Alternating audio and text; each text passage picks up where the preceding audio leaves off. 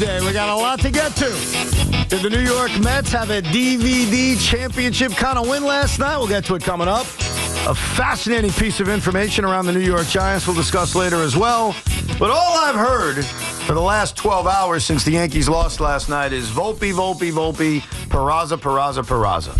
Volpe, Peraza, Volpe, left side of the infield, Volpe, Peraza, Volpe. And none of that is good. It's all bad, I admit. I mean, the two miscues we saw in the fifth inning were horrendous, and for whatever reason, the Yankees shrink in big moments against division rivals. But the Yankees lost last night because they scored one freaking run.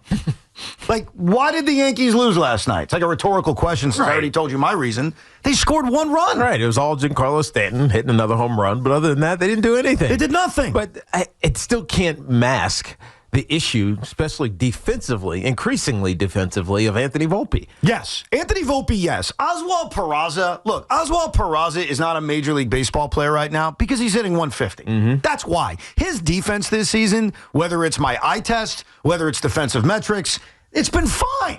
If Oswald Peraza was hitting 235, I could probably live with him being the everyday third baseman. The problem is no one can play every day when they're hitting 150. So we already know that about Oswald Peraza. And it sucked that he made an error last night. It does. It should have been a straight error instead of a hit and error. But whatever. Like, obviously, when you're that bad offensively, you need to be flawless defensively. And that was a huge error that tacked on yet another run. The Volpe issue is the fact that he's just not that good. That's the Volpe issue. Yeah, but nobody wants to accept that. And especially Aaron Boone doesn't want to accept that. When you listen to him talk now about Anthony Volpe, it's less I'm protecting him, and so I'm just being vague. And it's more like he's flat out making excuses. You know what he is? For Anthony Volpe. He's Cochraning Anthony Volpe. He's Johnny Cochran. He is the defense lawyer for Anthony Volpe. You like that one? Yeah, I didn't know where you were going for a second. When you heard Cochraning, you weren't sure what it was? Yeah, I heard the thing that goes on your finger and the thing that, hangs. Do you not remember Johnny Cochran? He's like the most famous lawyer of all time. Yes, but not how you said that. Oh, I apologize. Oh, because I did the ing at the end? Yeah. I made it a verb? Yes. And so the second part of his last name plus the ing kind of sounds like a ring. And, there's certain rings that certain guys like to wear. And so that's what I thought you were saying. I tell you, I work with a bunch of dirty people. Because I didn't think that. I just thought Johnny Cochran ing because he's the defense lawyer for Anthony Now Volpe. you can't not hear it, right, Tommy? I can't get that vision out of my head now. When I said it, what'd you think? I didn't think that, and I'm the dirtiest mind on the show. But now that Tiki has let that out of Pandora's box, I'm never getting that out of my head. But you like the analogy, right? Oh, you're right. He's his defense lawyer Reese's right Peanut now. Butter Cup. He's the guy who has to protect Anthony Volpe. Because Anthony Volpe is talking as if it's not a big deal. Right. It's 12 errors. And I know 12 errors is, over the course of a full season, it's not a ton of errors, but it's 12 errors. And 2 years ago, you were a Gold Glove shortstop, and you're supposed to be on this heightened level and getting better, and it feels like you're getting worse. Yeah. And so I hear you, Aaron Boone. You have to defend your player. You always do. You never throw guys under the bus. But it's starting to sound like excuses, and that's when it starts to get frustrating for the listener. It absolutely does. It absolutely does. It is. I think Anthony Volpe is now proven 3 years into his major league career. He's just not that good. Mm-hmm. I don't think there's an easy solution in this moment. Like sending him down, which the Mets did for Francisco Alvarez, and the early returns are really good. Right. Well, a part of the reason why the Mets were able to send Alvarez down is they had a guy in Luis Torrens who they said, you know what? We could play that guy for a month. And he's really good defensively, and he'll occasionally get a big hit, and we'll live without Alvarez. The Yankees don't have that. No. The Yankees' backup shortstop for Anthony Volpe is the other guy who screwed up last night in Oswald Peraza. And he's hitting 150. And he's hitting 150. So I think the Volpe issue isn't solvable right now. Like I would tell you today, hey, if the Yankees could go get an upgraded shortstop before the trade deadline, go do it. I don't think that guy exists. I don't think there are going to be a lot of great options. But during the offseason, it's a very different discussion because then there are more ways to improve yourself at shortstop. But they lost last night's game while all the attention will be on that error and Peraza's error. They're already losing 2-1. Mm-hmm. Like, they were going to lose. Right. Their offense did nothing. And so I thought of the debate we had yesterday. And for those that missed it, we were talking about the Yankees upgrading at third base, which we all agree they should do. I don't think that's the debate. But I was suggesting, wow, Suárez, even though he's not great defensively, even though he's mediocre defensively, he would provide such an upgrade offensively, and I would take an offense that's already good and make it even better, that's more appealing to me than just getting a glove.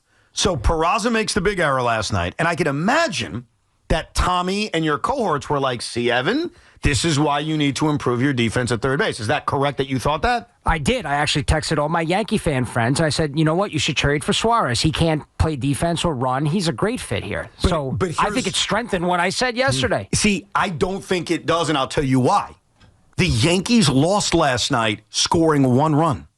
1 run. So as good as their offense has been all year, they still run into these days where they don't score. Yeah, because you think back, how did they win the Atlanta series over the weekend? They scored runs. They scored runs, a ton of runs. And they needed to. But if they trade for Suárez, let's just imagine we're in a universe in which Suárez is the third baseman last night, not Peraza. And he makes the same error, right? I'll give that to you. He makes the same miscue that Peraza made. Well, there's a possibility that Suárez runs into one and hits a 3-run home run. There's no possibility with Oswald Peraza. And whether it's Nolan Arenado or Ryan McMahon, while they're upgrades over the 150 hitting Peraza, they're not exactly God's gift to offense. Right. So I think last night just backs up my point more that, the defense won't be better. It'll actually be worse. But you give yourself another weapon so that nights like last night, where you only get 1 run on 5 hits and you go 0 for 4 with runners in scoring position, there's a lesser chance that happens, right? Because you got to bat. Right. It's what we said yesterday. You're doubling down on what your strength is. You're making your strength a super strength, which is guys can potentially hit home runs and immediately get you back into ball games. And look, that's why Suárez, I think, is the most enticing from a Yankees standpoint. The other issue with it is that everybody's going to want Eugenio Suárez. Yeah, Mariners too. Everybody is going to want that big bat that seemingly is available because you heard him at the All-Star game. He basically said, doors are open. Come get me at some point. And so, yes, it'd be fantastic for the Yankees, but they got a lot of competition for Suárez, and that makes the solution that much more vague because who else is there that does that? That's available that you can get. You can upgrade your defense, of course, but who else is going to give you that powerful bat? Well, you can upgrade yourself at third base any which way. I mean, Ryan McMahon is an upgrade over Oswald Peraza. Right. Nolan Arenado at this point in his career is an upgrade over Oswald Peraza. Basically, everybody is an upgrade over Oswald Peraza. So I'm not even disagreeing that those guys wouldn't make you better. I'm just saying that when you add another big bat like Suárez, what happened last night to the Yankees, which I don't think is getting enough attention. I think all the attention is Volpe, Peraza, left side of the infield. Because Susan was pissed last night. She had every right to be, ripping the left side of the infield. And Yankee fans were pissed last night, ripping the left side of the infield. And it makes you think of the World Series. And I get all that. I understand why you're frustrated. They scored 1 run. Let's just not ignore the lead. The lead is they scored 1 run. How often do you win baseball games when you score 1 run? But it's just 1 game. So I think while you're right about the Blue Jays, and I guess because it's the Blue Jays and now you're 4 games back of the Blue Jays and you've lost it seems like every game to the Blue Jays, then the issue is the fact that you score one run, but it is also just 1 of 162. And the issue, which has been an issue all season long, is Anthony Volpe. Yeah, but they're not changing that at the deadline. Of course they're not. They're not. They're going to stick with Anthony Volpe. You shouldn't talk about it. Oh, no, we should. It doesn't mean that Aaron Boone should not, I don't say be harder, because I'm sure he's hard enough, but be accountable for him. Don't defend him. Be accountable for him. Well, I think here's the thing about shortstop. So the Yankees very quietly, because they don't want to hurt Anthony Volpe's feelings or his dad's feelings, the New York Yankees should look for an upgraded shortstop. I don't think that's crazy. Yeah. I don't think that's controversial. I think much like what David Stern said yesterday about the Mets, your ears are always open, you're always talking. If you're Brian Cashman and you can get an upgrade at shortstop, you should be listening. The problem is, I don't think there are a lot of available shortstops that are real upgrades. I just don't think it's out there. So unfortunately, the Yankees are in this spot where, we could talk about it on WFAN and callers can call up and rip Anthony Volpe all day. There isn't an immediate solution. The send him down crowd has to live with the fact that someone else has to play shortstop. Right. And right now they don't have a good option. Right. Again, the Alvarez thing is interesting because the Mets did it, and in the early returns are, wow, it worked. They sent Alvarez down. He has this incredible month, and at least for one day, he comes back last night. All is right with the world. So I get a Yankee fan looking at that saying, hey, wait a second, why can't we do that to Volpe? You can do that to Volpe if you had a suitable other option. Right. Your other option is the guy you're playing at third base who's hitting 150. So if you sent Volpe down just to humble him or straighten him out or, get him going, you'd be looking at a left side of the infield for a month of Yorbit Vivas and Oswald Peraza. Does anybody really want to go down that road? No. So no. I think that you're right. We can talk about Volpe all day. I just don't think there's a suitable answer. Right. Now, would my ears be open to talk to Minnesota about Carlos Correa if the Yankees are willing to absorb the 3 years? That's just a big number. I know it is, but is he an upgrade? Of course he is. He absolutely is. Ronnie Mauricio. That'd be an interesting. Oh, you want to do a little cross-town trade? Do a cross-town trade. Who are you giving me? You can have Volpe. Devin Williams? You could take Volpe. I don't want Volpe. I don't want him. But last night was one of those weird nights because it was a big game, and I take my L, by the way. I'll wear one right now, actually. I got the pinstriped L because I did come on the air yesterday confidently telling you the Yankees would sweep the Toronto Blue Jays, and one game in, I'm wrong. So look at that. Selfly, yes. I'm putting the L around my neck. We didn't even have to vote. Didn't have to vote because I get it. I take my L on that. But where I'm also taking my L is I thought that win was going to kind of catapult them, and it did for one day. And I thought things would change, especially against a division rival. And the reality was Carlos Rodon battled. I thought he was better than his final line would tell you, even though he walked a million guys. But the offense did nothing. And yes, the ugly defense showed its head.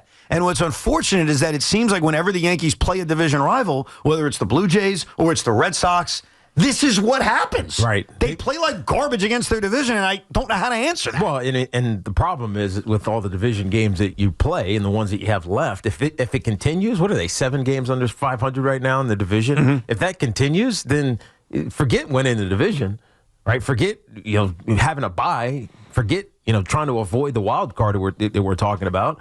But at the end of the day, you just got to get better at these left side of the off of defense and for the Yankees defense. Otherwise, you're going to combat these same issues as you start playing better teams. You also need to, the Yankees have the number 1 offense in the American League. We went over this yesterday. What? It's just this. I get it, but it doesn't mean anything. Well, it doesn't mean anything. They score more runs than any other team in the American League. Right, except when they don't. Well, that was the problem. They're very streaky. Yes. They're a streaky offense, so there are nights like last night where against Kevin Gausman, who I saw for the 3rd time this season, it was the best we've seen of Kevin Gausman. They couldn't hit him. Well, Kevin Gausman saw them for the 3rd time this season. That's true. You can look at it that way. That's exactly how you have to look at it. You can look at it that way. But the Yankee offense can sometimes disappear, which is why I'm not against adding another big bat. When we say they don't need another big bat, because those were the words I think Tommy used yesterday, they don't need one. Last night's the reason where you say, of course you could always use another bat. Yeah, but what you never have too much. No, but I think you're cherry picking here because when we look at the Yankees and their biggest flaw, it's always fundamentals, base running, defense. Yes, they have nights where they don't score, they don't bully a team around. But I think Suárez is the same type of thing where he's a bully hitter. I know he hits a little bit in the clutch, but he just adds to your strength. But they're still going to have issues, base running, defense, bullpen. Those are the bigger issues. But you know what? Here's where we're going to fundamentally disagree. And Yankee fans can tell me if I'm wrong, you're wrong, wherever they stand. Not just last year, because I know last year jumps out at you for the defense in Game 5 of the World Series. When the Yankees get eliminated from the postseason every year, which is what's happened every year that they've made it since 2009, their biggest bugaboo is what? It's lack. In general, what is it? Lack of hitting yes. in the bigger spots, though. They hit throughout the season. I got it, but stop right there. But it's just the postseason. The same thing rears its head. Over and over again. Not scoring runs. Yes. So if you add another bat, you call him a bully. I say he's hit 35 home runs this year. Whether he's bullying them or not, he's still a productive offensive player. If you add another really good offensive player, wouldn't you agree that the chances of your season ending due to inept offense doesn't it go down a little bit because you just added another better bat? Not really, because I look at a guy that strikes out 200 times, and when you get to October and you face better pitching, they're going to strike that guy out, and he's not going to hit 30-something home runs. He's hitting 30-something home runs because he's facing middle relief pitchers or bad starting pitching. All-or-nothing hitters, I just don't like in those spots. They already have enough of them. If there was a lack of them and they needed power, I understand it. Plus, he doesn't play defense. Plus, he's not a good base runner. All his deficiencies are the things that the Yankees need help on. So why would you add to your already problems to strengthen something that you're good at, which is hitting home runs? They scored 1 run last night. There are still nights where the offense doesn't perform. And the main reason they lost last night, the main reason the Yankees lost to the Toronto Blue Jays was they scored 1 run. That's the main reason. We could sit here all day talking about Rodon's walks. We could talk about the defense in the 5th inning. I get it. I'm not defending it. I get it. They lost the game because they had 5 hits and 1 run. You're not winning games when you score 1 run. Or, and it might be a little premature for this, is it possible the Blue Jays are the new Astros? They don't look like they're afraid of the Yankees, Teak. I mean, they don't look scared at all. They look like they get up for it. Yeah, but they're going to have to accomplish something before I say that, before I can concur. Because right now they own the Yankees. This season, 2025 season, they own the Yankees. But until they go to the postseason, get to the ALCS, get to a World Series, perhaps even win one, I can't say they're in love with the Astros. It was interesting because Volpe said something about comparing the Yankees to their opponents or something like that. They really compare themselves to themselves. Right. And I know he's trying to be profound and say something that sounds, I don't know, introspective and we're focused on us. But the reality is your opponents are better than you in the division. Right. And so you better start comparing yourself to those guys. You got to beat your opponents. Right. If you beat them consistently, that's a hell yeah, Anthony Volpe. Forget them. We're just worried about ourselves. But you can't beat them. They can't beat the Blue Jays. Period. Right now they can't. But think about it. We're talking about a 5-game sample size because remember, they beat them earlier this season. They won 2 out of 3 at Yankee Stadium. And before that, most Yankee fans looked at the Blue Jays and viewed them as this, they're fugazi. Yeah. They're not as good as they think they are and the talent that they have. I think there's a lot left to discover about the Toronto Blue Jays. I was high on the Blue Jays. You guys know that. I think I picked them to not win the division. I picked the Yankees to win the division, but be the number 1 contender. So I believe in the Blue Jays. Of course, but they still have a lot to prove. Yeah, but they're solid. You know what I mean? They're solid. I know they are. I mean, the top 5 of their lineup, they're all hitting over 270. And they have a good rotation. Of course they do. Like, the Blue Jays are a solid team. I don't think there's any doubt about it. But the Yankees should not be wilting at their division rivals. And for whatever reason, that's been the case. Right. Now, Tiki mentioned earlier how Aaron Boone has been, I'm going to put Johnny ahead of it so we all understand what I'm saying. Yes. Aaron Boone, Johnny Cochraning Anthony Volpe by being his defense lawyer. We will show you some of the evidence of Aaron Boone going over the top in defending his beloved shortstop. Plus, we'll get to your calls next at 888-808-1019. We'll mix in the Mets as well. Was last night's victory courtesy, does it qualify as a DVD on the championship kind of victory? We'll get into that coming up.